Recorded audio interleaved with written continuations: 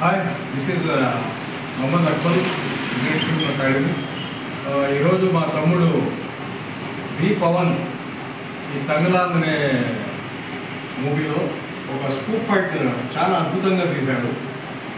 దీనికి చూసి నేను కూడా రియల్లీ ఇన్స్పైర్ అయ్యాను. ఇది ఏమైనా రియల్ మూవీ ఉంది, కాకపోతే మన పిల్లోడికి ఈ డైరెక్షన్, ఈ కెమెరామ్యాన్, ఈ తలుపులు ఆయన డైరెక్టర్ విజయ్ మరియు కెమెరామ్యాన్ సాయి, వాళ్ళకి నిజంగా ఇంత అద్భుతంగా తీస్తానని నేను ఊహించలేదు.